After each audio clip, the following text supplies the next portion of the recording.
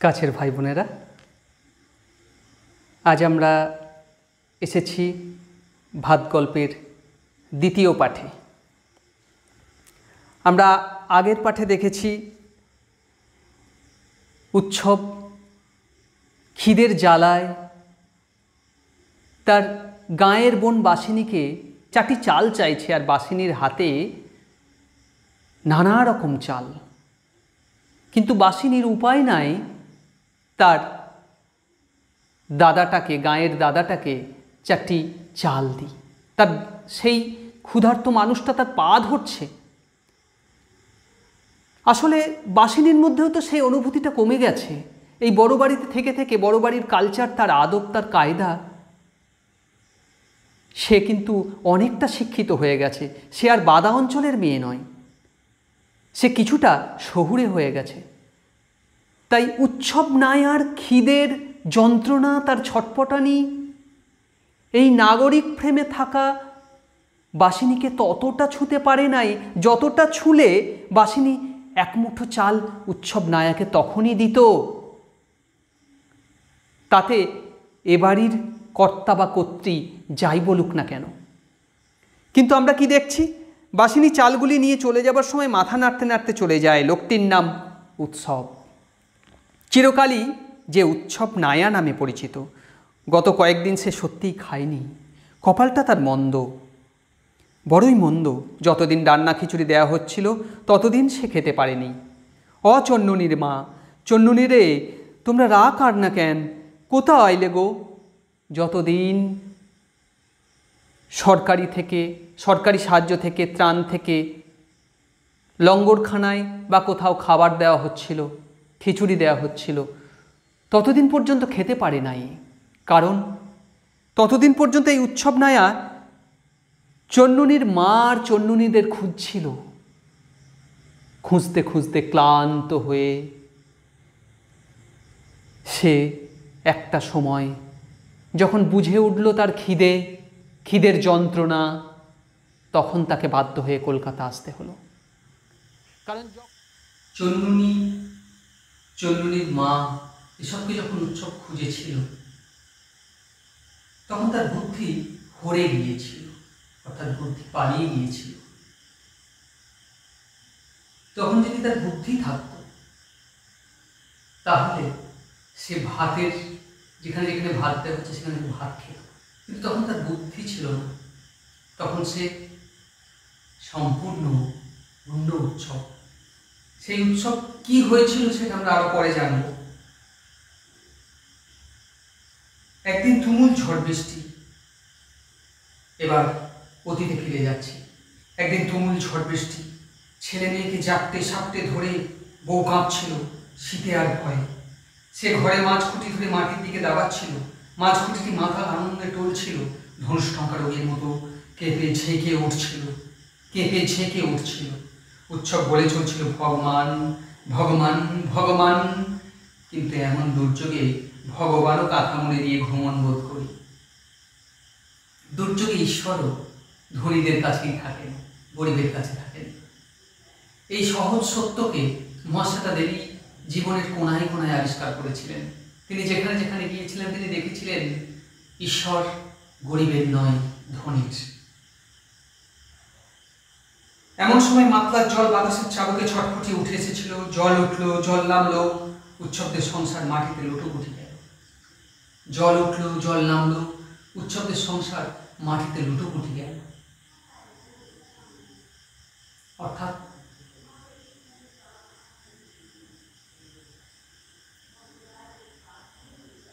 সময় আসে, সময় চলে যায়, জল আসে, আবার জল চলে যায়। নদী যেমন সেরকমই থেকে যায়। কিন্তু এই উৎসব নায়ার মতো এই জীবনগুলো কিন্তু মাটিতে মিশে যায়। এই জীবনগুলো আবার নতুন করে গড়ে ওঠে না। যেমন করে নদী নতুন করে চলে, যেমন করে ঋতু নতুন করে ফিরে আসে, তেমন করে এই উৎসব নায়াদের ঘর সংসার নতুন করে ফিরে আসে না। যার নেই, সকাল হতেই বোঝা গিয়েছিল সর্বনাশের বহরখানা। তারপর কয়েকদিন ধরে ঘরের চালের নিচ থেকে কোনো সাড়া পাবার আশায় উৎসব পাগল হয়ে থাকে। কে কোথায়, পাগল নাকি উৎসব? সাধন দাসের কথায় উৎসব নেয় না। উৎসব ঘরের নিচে থেকে কোনো আওয়াজ শোনার অপেক্ষায় উৎসব পাগলের মতো ঘুরে বেড়ায়, যেন চন্নুনির মা যেন জেগে উঠবে, কথা বলবে। সাধন দাস উৎসবকে পাগল বলে। সাধন বলে, তোরেও তো টেনে নিচ্ছিল, গাছে বেঁধে রয়ে গেলি। উৎসব বলে, রাকা র চন্নুনির মা। সাধন দাসের এসব কথা উৎসবের কানে ঢোকে না। সে শুধু চন্নুনিরে খুঁজছে, তার মাকে খুঁজছে। ঘরের পাশ ছেড়ে সে নড়তে চায় না। তাছাড়া টিনের প্রেস একটা মুখবন্ধ কৌটা ছিল ঘরে, তার মধ্যে ছিল নিভুই উৎসবের জমি চেয়ে দরখাস্তের নকল, যার ভুঁই ছিল না। একটু চাষ করবে, দুটো চাষের ধান খাবে, চাল খাবে, সেই জন্য সে কি করেছিল, ভুঁই চেয়ে দরখাস্ত করেছিল। সেই তার আবেদনের নকল ছিল সেই কোটোর মধ্যে।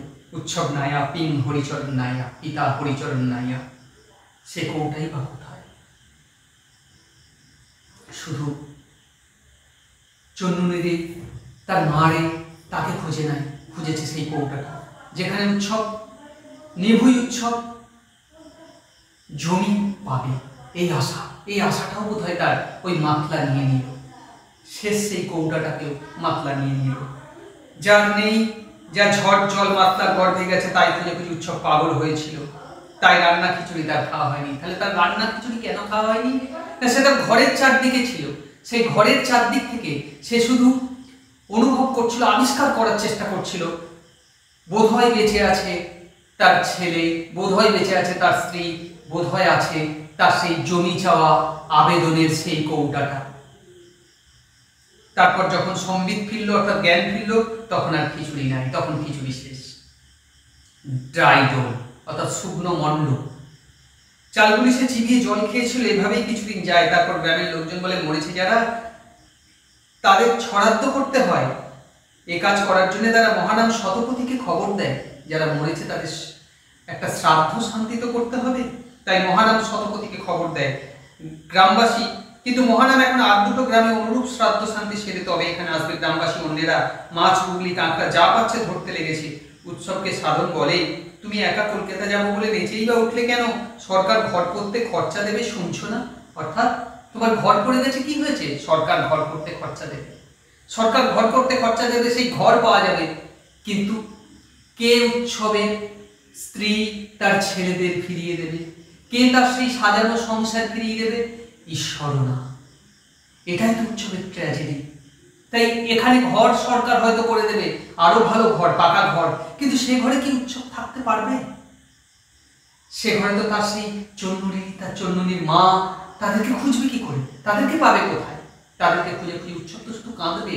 তাই ঘরের দাওয়াটা শুধু পাকা হলেই হবে না, উৎসবের পাকা মনটা তো আর থাকবে না, তার সেই ভরাট সংসারটা তো আর সে পাবে না। তাই এখানে উৎসবের থাকা চলে না, তাকে চলে যেতেই হবে এখান থেকে। উৎসব হঠাৎ খুব বুদ্ধিমান সাজতে চাই বলে সে একটা কথা বটে, অর্থাৎ ঘর দেবে সেটা একটা কথা বটে। যদি উৎসব জানে, সে স্থির করে ফেলেছে সে কি করবে, কারণ সে এখানে থাকবে না। তাই এই মানুষের কথাগুলোকে সে প্রতিবাদ করে না, সে বুদ্ধি করে এড়িয়ে যায়। সে একটা কথা বটে। ঝড় জলে কার কি হলো, মা ভাই বোন আছে না গেছে দেখতে, বাসিনী আসতে পারেনি, কারণ বাসিনী তো অনেকটা শহুরে হয়ে গেছে। তার তো সেই বাদা অঞ্চলের জন্য অনেকটা হৃদয় নাই, তার তো সেখানের জন্য কান্না নাই। তাই মাতলা কাকে নিয়ে গেল, কাকে রেখে গেল, কাকে মেরে গেল, কোন বাড়ি ভেঙে গেল, তার ছেলেবেলার সেই কিতকিত খেলা উঠানটা আছে কিনা, এসব দেখার, এসব ভাবার সময় কোথা তার? সে বড় বাড়ির কাজের নেই, তার একটা স্ট্যাটাস সিম্বল আছে তো, তাই এসব সে দেখতে আসেনি। তার বোন আর ভাজ কলকাতা যাচ্ছিল, ওরা কিছুকাল ঠিকই কাজ করবে। উৎসব আগেও গিয়েছিল একবার। বাসিনী যেখানে কাজ করে সে ঘর বাড়ি দেখেছিল বাইরে থেকে, বাড়িতে ঠাকুর দালান আছে, মন্দিরের মাথায় পেতলের ত্রিশূলটা দেখেছিল। বাসিনীর মনির বাড়িতে হেলা ঢেলা ভাব, এ গল্প গ্রামে সবাই শুনেছে। কেন এই গল্প গ্রামে সবাই শুনলো, অন্য সব গল্প বাদ দিয়ে? বাসিনীর এত বড় বাড়ি, এই থেকেও এ গল্পটা কেন বেশি প্রচার হয়েছে যে বাসিনীর বাড়িতে, মনির বাড়িতে হেলা ঢেলা ভাত, অর্থাৎ ভাত ছড়িয়ে যাচ্ছে, প্রচুর ভাত সেখানে। কারণ এই বাদা অঞ্চলে উৎসব নায়াদের মতো, তাদের প্রতিবেশীদের মতো মানুষগুলোর বড় ভাতের অভাব, একটু ভাত চায় তারা। উৎসবে হঠাৎ মনে হয় কলকাতা গিয়ে খেয়ে মেখে আসি। কেন মনে হয়েছিল তা সে বলতে পারে না। উপোস, এক রাতে বউ ছেলে মেয়ের ঘরদোর হারিয়ে সে যেন কেমন হয়ে যাচ্ছিল। মাথার ভেতরটা ঝিমঝিম করে, কোনো কথা গুছিয়ে ভাবতে পারে না। খুব ভাবে সে, না এইবার গুছিয়ে ভাবতে হচ্ছে। কি যে হলো তা এখনো দিশে হচ্ছে না তেমন। ভাবতে গেলে তার প্রথমে যেন মনে হয় ধানে গোছ আসার আগেই ধান গাছ থেকে সবুজ রং চলে যেতে থাকে। কিভাবে উৎসবের মস্তিষ্ক ফ্ল্যাশব্যাক পদ্ধতিতে মানে পুরনো স্মৃতির কাছে ফিরে যাচ্ছে আস্তে আস্তে।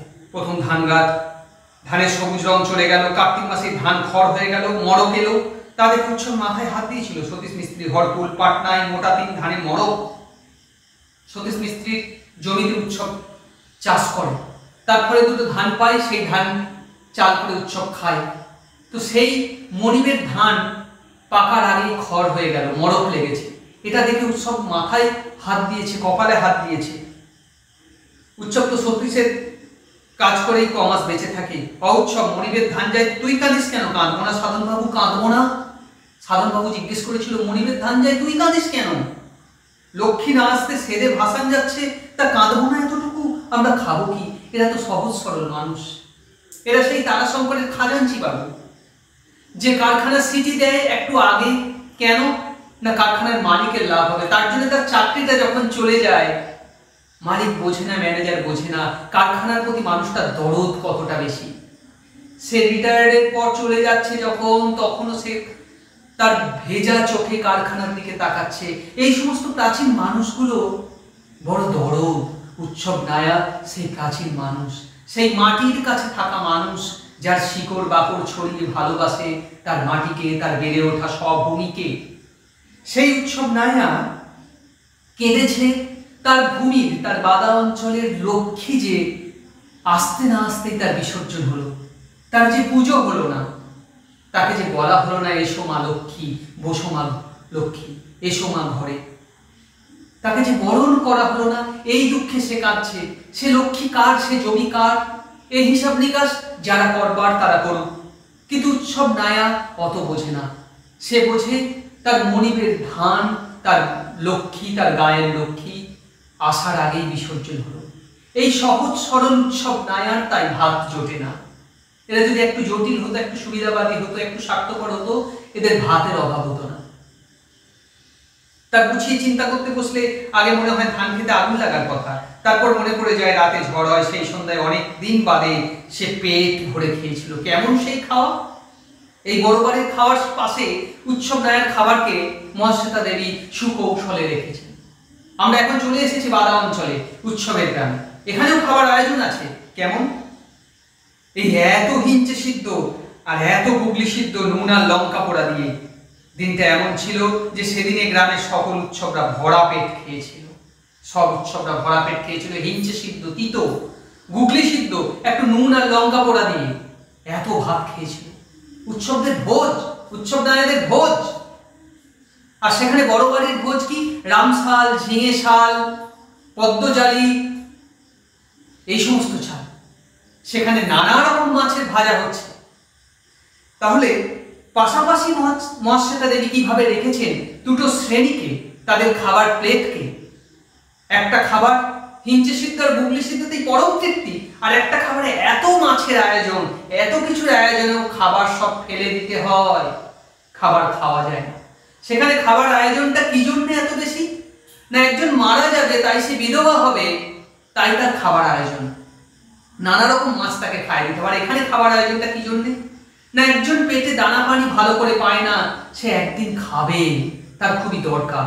আর ওখানে দানা পানি নষ্ট হওয়ার জন্য আয়োজন, আর এখানে খাবার জন্য আয়োজন। সবটাই খাবে, একটুও পড়ে থাকবে না, একটুও নষ্ট হবে না। কারণ এরা যে ওই ধানটা চাষ করে ঘাম ছড়িয়ে, এরা যে তার মর্যাদা বোঝে। তাই অভাব ছাড়া কখনো কোনো কিছুর মর্যাদা বোঝা যায় না। সেদিনে গ্রামের সকল উৎসবরা পেট ভরে খেয়েছিল। খেতে খেতে চন্দ্রনীর মা বলেছিল, দেবতার প্রতীক ভালো নয়, লৌকো নিয়ে যারা বেরিয়েছে বুঝিবা বোট মারা পড়ে, নৌকো নিয়ে যারা বেরিয়েছে তারা বোট সমেত মারা পড়তে পারে। এ কথাটাও বেশ মনে পড়ে চন্দ্রনীর মায়ের শেষ বলা কথাটা। উৎসবের মনে, উৎসবের কানে, উৎসবের হৃদয়ে যেন ইকো হচ্ছে।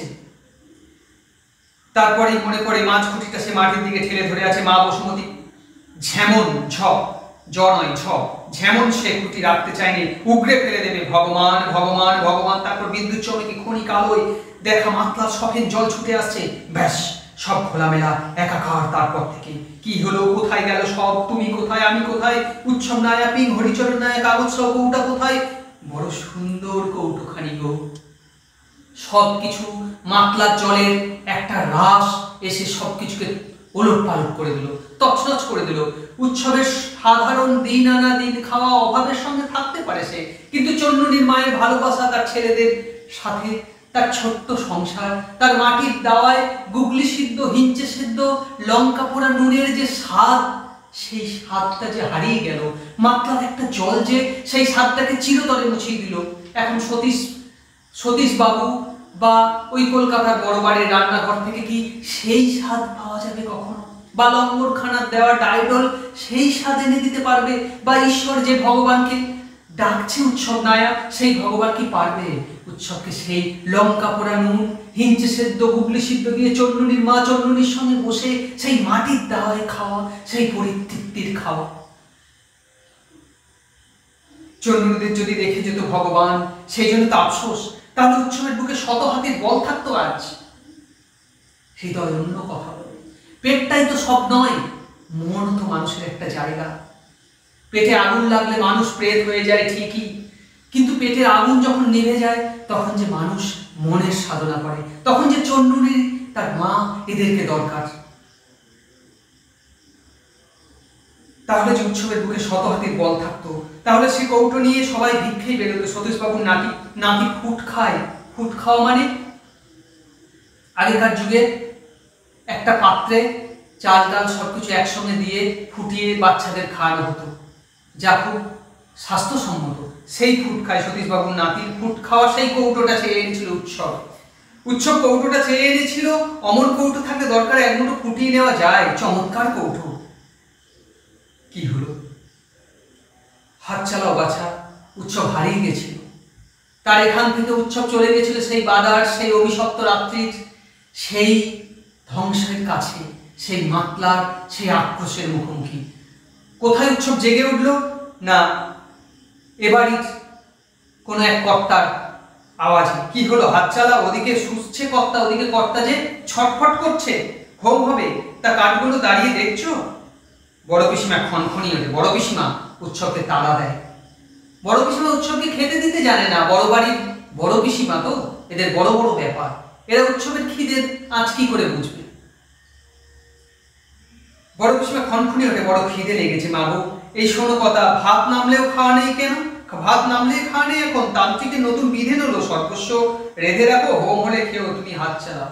তান্ত্রিকের নতুন বিধেন, সর্বস্ব রেঁধে রাখো, হোম হলে তারপর খাবে, তার আগে খাওয়া যাবে না। তার মানে কারণ এদের তো কারোর খিদে নাই, এদের তো পেট ভরা, নানা রকম খাবার খেয়ে পেট ভরা, কিন্তু উৎসব নাই, সে যে অনেক দিন খায় নাই।